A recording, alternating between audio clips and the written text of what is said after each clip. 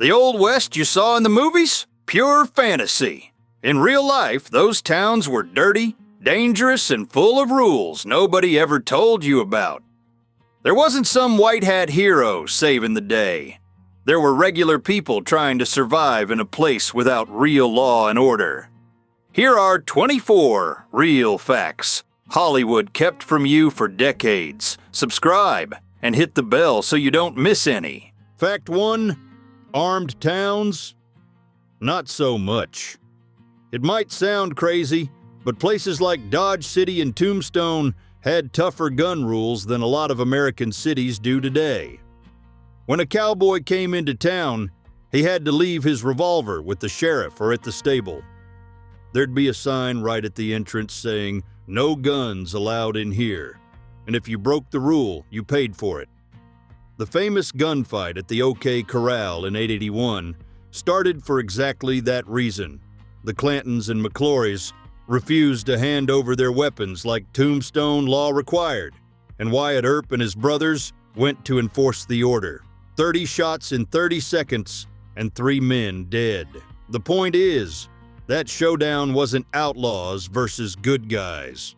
It was a dispute over gun control inside the city limits. Hollywood sold the idea that the Old West was lawless, but the truth is a lot of those towns had more regulation than we imagine. Fact 2. Canvas saloons and manure-covered streets. Forget that image of a saloon with swinging doors and a mahogany bar. In reality, a lot of the first saloons in the Old West were canvas tents, thrown up in a hurry. Some of them reused from traveling circuses. The whiskey served in those places was so bad, the owners would dump in cayenne pepper and even chewing tobacco to cover up the awful taste. People drank it and thought it was normal. Now picture the outside. In Tombstone, Arizona, the streets built up a thick layer of horse and mule manure that, when it rained, turned into a sticky paste you couldn't get through. The stench was so strong that visitors reported feeling sick before they even stepped off the stagecoach. And here's the detail not many people know. The flies and diseases spread by that filth killed way more people than shootouts. Fact 3. The tax that shaped whole towns. In the towns that popped up during the gold and silver rushes, the government taxed buildings by how wide the front of the building was, not by the actual size of the structure. Owners quickly found the loophole. They built very narrow frontages, but stretched the building way back, sometimes for dozens of meters, creating structures that looked like long hallways. In Virginia City, Nevada, that created a side effect nobody saw coming. The gaps between buildings got so tight that sunlight couldn't get in. Those alleys turned into places nobody wanted to walk through, and they quickly became dumping grounds for trash and open-air toilets.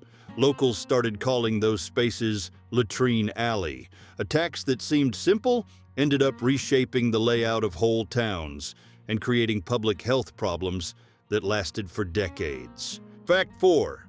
Fort Griffin, the Texas Babylon. In the 1870s, Fort Griffin started as a military post in Texas on the banks of the Brazos River. But what grew up around the fort was anything but military. Buffalo hunters showed up in droves, sold hides, and blew it all on whiskey and card games. Pretty soon, professional gamblers, prostitutes, and all kinds of people running from something came along. The place picked up the nickname Babylon of the Brazos, and it lived up to it. The poker tables ran non-stop. Fights over marked cards ended in gunfire, and nobody investigated anything. The law existed only on paper. That's where Doc Holliday settled for a while and met Big Nose Kate, the woman who would be with him for years. Fort Griffin didn't last long, but while it did, it was one of the most dangerous corners in all of Texas. Fact 5. Camels loose in Texas. Before the Civil War, the U.S. Army had an idea that sounds like a joke, but it's real. In 1856, Jefferson Davis, then Secretary of War, imported dozens of camels from the Middle East to haul supplies across the deserts of the Southwest. The base of operations was at Camp Verde, Texas, and the plan worked. The camels carried twice as much as mules and drank a lot less water. But when the war broke out in 1861, nobody cared about the project anymore. The camels were simply abandoned and turned loose in the desert. For decades, ranchers and travelers in Texas reported running into wild camels wandering across the landscape. The last confirmed sighting happened in 1941. Almost a century after the experiment, there were still camels roaming around the Texas backcountry. Fact 6. 2 men died over a sign. In 1871, Abilene was a cattle town where cowboys rolled in with money and a thirst. 2 saloon owners decided to grab attention by hanging up a sign with a bull painted in a way that, let's just say, showed way too much of the animal's anatomy. It was so explicit that women would cross the street just to avoid walking past the place. The complaints made it all the way to the town sheriff, who was none other than Wild Bill Hickok. He told the guys to change the painting. The owners refused. What happened next shows how fast things could blow up in the Old West. A disagreement over a drawing turned into an armed showdown and ended with 2 men dead. In a time when courts barely worked, an argument about a bar sign could cost someone their life before the day was over. Fact 7. Bodie, the town that froze in time. In 880, Bodie, California, was one of the most dangerous places in the United States. Nearly 10,000 people lived there, drawn by gold. There were murders, robberies, and fights pretty much every day. The saloons never closed, and the law barely existed. But when the gold dried up, the whole town emptied out. People just left everything behind and moved on. Houses were left with plates on the table, clothes in the closets, medicines on the shelves. Nobody came back to pick anything up. Today, Bodie is a ghost town, kept by the state of California exactly the way it was abandoned. You walk down the streets, and it feels like time stopped there sometime in the 19th century. It's one of the weirdest places out in the American West. An entire town that just stopped working overnight. Fact 8. The sundae was born because of a religious law. At the end of the 19th century, some American towns had so-called blue laws that restricted what could be sold on Sundays. In Evanston, Illinois, authorities banned the sale of ice cream sodas on the Lord's Day because they thought the drink was too indulgent. Sounds crazy, but that's how it worked. An ice cream shop owner found a clever workaround. He started serving ice cream topped only with syrup, without the soda. Technically, it wasn't an ice cream soda, so it didn't break the law.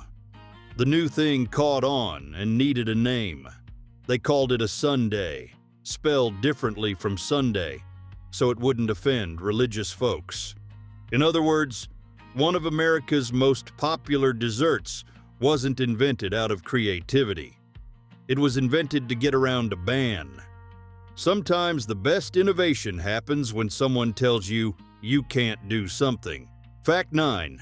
Mustaches banned in church. It sounds like a joke, but it isn't.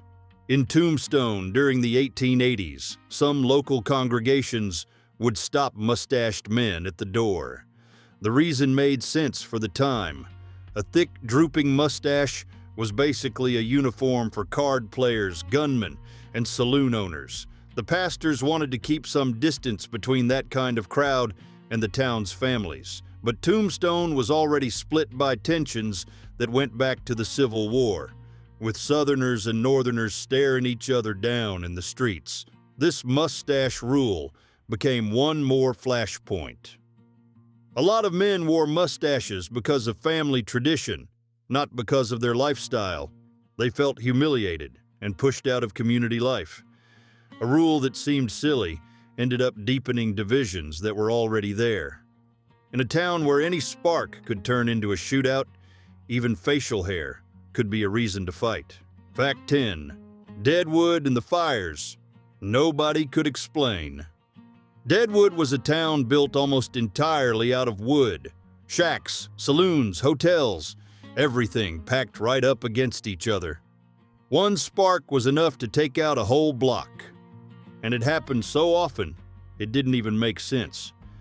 The Gym Theater, one of the best-known saloons in town, burned down 3 times. 3. And it was always rebuilt in the same spot. Every time a fire broke out, the same questions came up. How did it start? Who saw it? And who benefited from it? Because in Deadwood, burned land meant opportunity. Property owners collected insurance, rivals wiped out competition, and politicians redrew lots. The biggest threat in that town was never the gunman. It was the flames that always seemed to show up at just the right time to help somebody. And nobody was ever held responsible for any of those fires. Fact 11. The gunfight at the OK Corral had roots in the Civil War. A lot of people think it was just a bunch of cowboys fighting in a dusty alley. But those 30 seconds of gunfire in Tombstone in 881 ran a lot deeper than that. The Earp brothers came from northern families and served for the Union during the Civil War. The Clantons and the McClorys, on the other hand, carried Confederate sympathies that never really died. When the war ended, that hatred didn't disappear. It just changed addresses. In the Arizona Territory, those tensions turned into fights over stolen cattle, sheriff jobs, and political alliances. 2 sides that had hated each other since the war were now competing for power and money on the same patch of land. The showdown at the OK Corral didn't come out of nowhere. It was the breaking point of nearly 20 years of built-up resentment between 2 worlds that never truly made peace. Fact 12. Oatman, donkeys in the streets, and a heavy story. In 851, the Oatman family was heading to California when they were attacked by an indigenous group in Arizona. Almost all of them were killed. 2 girls survived, Olive and her younger sister. The 2 were taken captive. The younger sister didn't make it, but Olive spent years living among the Mojave, who tattooed her chin with blue markings. When she was rescued in 856, her story spread across the whole country and became a symbol of what it was like to cross the West back then. Today, the town named after the family still exists out in the Arizona desert. And the thing that grabs the attention of people passing through isn't the story, it's the donkeys. Dozens of them roam the streets like they're the real locals. They're descendants of the animals miners left behind when the gold ran out. The town froze in time, but the donkeys stayed. Fact 13. Virginia City, classy front, brutality out back. When silver was discovered at the Comstock Lode in 859, Virginia City became one of the richest towns in the country overnight. In just a few years, it had more than 25,000 people packed into a desert where there'd been nothing before. The main streets got buildings with Victorian-style facades that tried to copy the sophistication of the East. But all you had to do was turn the corner to find a different reality. The saloons doubled as gambling halls and brothels with no attempt to hide it. Violence was routine, and lynchings happened over crimes that today would be seen as minor. There were no real trials because justice depended on the mood of the crowd, not a judge. Mark Twain worked there as a journalist and wrote that the town was a place where a man could get rich in the morning and turn up dead before dinner. Fact 14. The UFO in Aurora, Texas, in 87. 6 years before the Wright brothers took off at Kitty Hawk, something was already flying over Texas. In April 87, residents of Aurora, a little town with fewer than 400 people, woke up to a loud blast. An object came out of the sky and destroyed Judge Proctor's windmill. The Dallas Morning News ran the story days later, and the report is unsettling. According to witnesses, among the wreckage there was the body of a small pilot that nobody could identify as human. The community decided to bury him in the local cemetery, complete with a headstone. In 1973, investigators tried to exhume the body, but the town blocked permission. The headstone mysteriously disappeared. To this day, nobody has proven or disproven the story. If it was just a hoax from a small-town newspaper, why stop the investigation decades later? Fact 15. Red-haired giants in the Lovelock Cave. The Paiute, a native people of Nevada, passed down through generations the story of the Siteka, a tribe of red-haired cannibal giants who supposedly ruled the region long before Europeans arrived. For centuries, it was treated as a legend. Then, in 1911, guano miners went into Lovelock Cave looking for fertilizer and ran into something nobody expected: human remains with reddish hair, bones that suggested individuals well above the average height of the time, and thousands of ancient artifacts scattered around the site. Archaeologists were called in and confirmed the site had been occupied for thousands of years. The unsettling detail is simple. The Paiute described with accuracy what was inside that cave long before any excavation. Coincidence or evidence of something the official story preferred to leave out? Fact 16. Dodge City grew on top of its dead. Dodge City, Kansas became a must-stop for people driving cattle along the Western Trail. But as the town kept growing, something disturbing started to show up. Workers digging foundations for new buildings and streets found human bones in the dirt. They were remains of people buried in a hurry at the so-called Boot Hill, the makeshift cemetery, where they dumped anyone who died with no family, no name, and no ceremony. Most of the bodies had no records at all. Nobody knew who they were, how they died, or who dug those shallow graves. Some skeletons had clear bullet marks. The macabre detail is that it didn't stop construction. The town just kept expanding right over its own dead, and a lot of those remains were pulled out with no identification and tossed aside with zero care. Fact 17. The most common hat wasn't the Stetson. If you grew up watching Westerns, you probably picture every cowboy wearing that big wide-brim Stetson. But in real life, the most popular hat in the Old West was the bowler hat. That hard, rounded one we associate with English gentlemen. Sounds like a joke, but it isn't. Guys like Bat Masterson and Billy the Kid were seen wearing bowler hats in everyday life. The Stetson did exist, but it was expensive and more limited to ranchers with money. Most regular working people wore whatever was affordable and tough.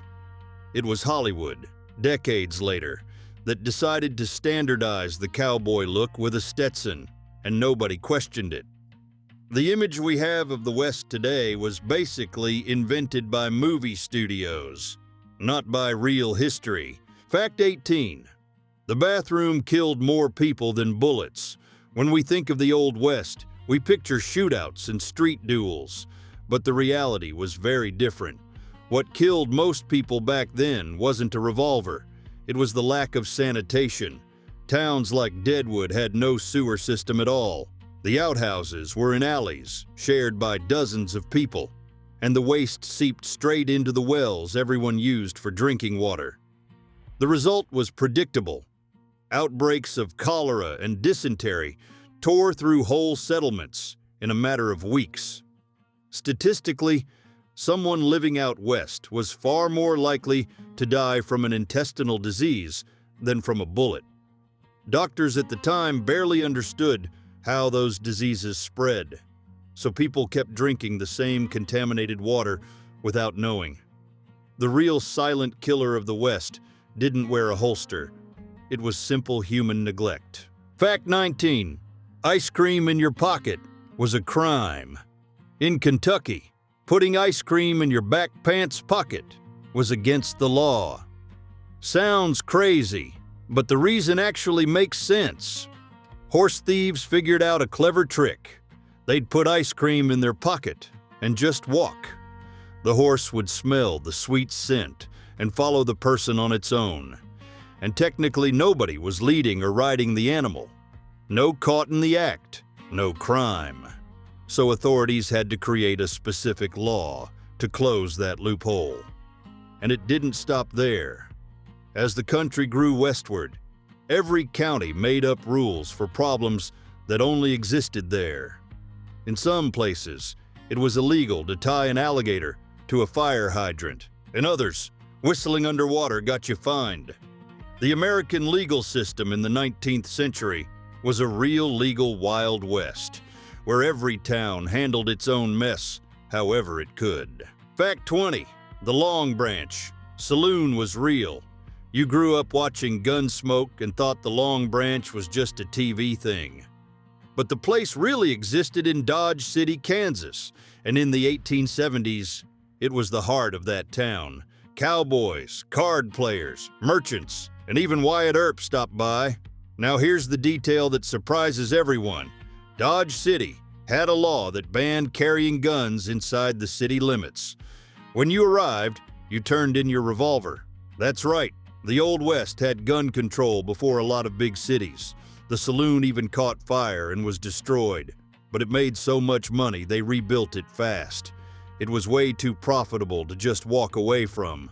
The TV version ran for 20 years, but the real saloon had a story not even Hollywood could top. Fact 21. The serial killer family in Kansas. Between 1871 and 83, a family of 4 settled in Labette County, Kansas, and opened a small roadside place that worked as a boarding house, a restaurant, and a stop for travelers. The Benders welcomed anyone who showed up. The problem was that a lot of people went in and never came out. When neighbors and authorities started getting suspicious about the disappearances, they searched the property. Under the house, there was a trap door that led to a cellar covered in dried blood. In the back orchard, they dug up at least 11 bodies, all with their skulls smashed in. The setup was calculated. They'd seat the traveler with his back to a canvas curtain, and someone hidden behind it would hit him in the head with a hammer. When the investigation tightened, the 4 vanished overnight and were never found again. To this day, nobody knows what happened to them. Fact 22. The Lodi case, 1896. In November 1896, 2 residents of Lodi, California, reported something nobody in town could explain. According to them, they were approached by extremely thin creatures over 2 meters tall, who tried to drag them into some kind of craft. The story spread fast through the small towns in inland California. But here's where it gets really interesting. This happened months before the big wave of sightings of mysterious aircraft that swept across the United States in 1896-1897. Hundreds of people in completely different towns, with no phone, no radio, and no fast way to communicate, started describing very similar objects and situations. How is that possible? A mass coincidence? Or was something really going on in the American skies back then? Fact 23. St. Elmo's fire scared cowboys to death. Imagine you're driving 1,000 head of cattle on a pitch-dark night in the middle of nowhere. All of a sudden, a blue light starts showing up on the horns of every animal. The whole herd glowing in the dark, like someone lit candles on every steer. This really happened on the Great Plains during electrical storms. The phenomenon is called St. Elmo's fire, caused by a buildup of static electricity in the atmosphere. Science explains it clearly today, but back then nobody knew that. Even experienced cowboys who'd faced snakes, bandits, and droughts would just ditch the herd and take off at full speed. The younger ones swore it was the devil. Some never went back to the trail after seeing it. A natural phenomenon turned tough men into terrified runners. Fact 24. Women who ran the saloon. Everybody thinks women in saloons only served drinks or kept men company. The reality was different. Alice Ivers, Poker Alice, sat at the tables in Deadwood and cleaned out the pockets of any cowboy who showed up. She smoked cigars, carried a .38 caliber revolver, and managed to pile up the equivalent of millions of dollars today just from cards. She wasn't the exception. Eleonora Dumont opened her own saloon in Nevada City in 1854 and bankrolled the house at the 21 tables. Men lined up to play against her. Kitty Leroy, in Deadwood too, was a business owner, a professional dealer, and a shooter. She married 5 times and died at 28 in a shootout with her last husband. These women didn't ask permission from anyone. They ran businesses, controlled money, and faced down armed men in a territory with no real law at all.